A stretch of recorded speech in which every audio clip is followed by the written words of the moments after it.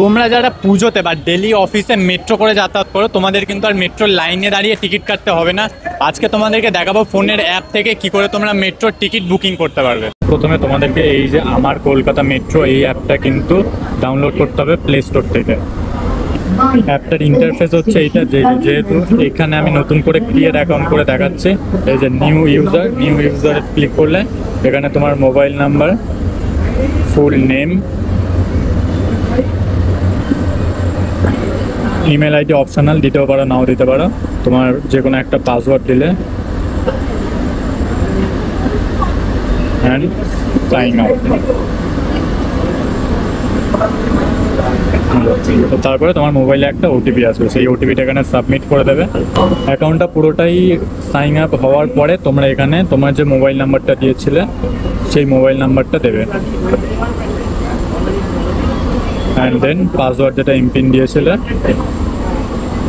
দেওয়ার পরে আবার এই যে সাইন ইন করে কিন্তু তোমার এই যে এই ইন্টারফেসটা আসলো, এটাই হচ্ছে মেন ইন্টারফেস। তোমরা এখান থেকে বুকিংটা করতে পারবে। এই যে অ্যাপের ইন্টারফেসটা হচ্ছে এইটা। তো এখান থেকে তোমরা লেটেস্ট বুক টিকিট নর্মাল বুক টিকিট করার জন্য এই যে বুক টিকিট করলে তোমার স্টেশন কোথা থেকে কোথায় যাবে, এখানে ধরুন আমি বেলেঘাটা থেকে এখানে যাব বেঙ্গল কেমিক্যাল, এখানে দেখিয়ে দিল টিকিট প্রাইস কত। এখানে কিন্তু তোমরা একটা ছাড় পাবে, এই যে 60 টাকা, যেটা 57 দেখাচ্ছে। তো এখানে বুক টিকিট করে নিলে তোমরা এখান থেকে কিউআর কোড করে নিলে এখানে অটোমেটিক কিউআর কোড চলে আসবে। পেমেন্ট অপশানে তুমি ইউপিআই দিতে পারো, কিউআর দিতে পারো। পেমেন্ট করার পরে যেটা স্ক্যানার, আমরা এখন মেট্রোতে যে স্ক্যানটা করি সেই স্ক্যানার এখানে চলে আসলে তোমরা পেমেন্ট করতে পারবে।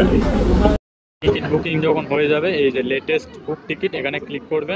এই যে এখানটাতে তোমার স্ক্যানারটা খুলে যাবে, এটাতে ট্যাপ করলে এই স্ক্যানারটা চলে আসলো। এবারে তুমি যেখান থেকে টিকিট কেটেছো কোথায় যাবে জাস্ট স্ক্যানারটা দিয়ে স্ক্যান করলেই আর কোনো লাইনে দাঁড়ানো ঝুট ঝামেলাই থাকবে না।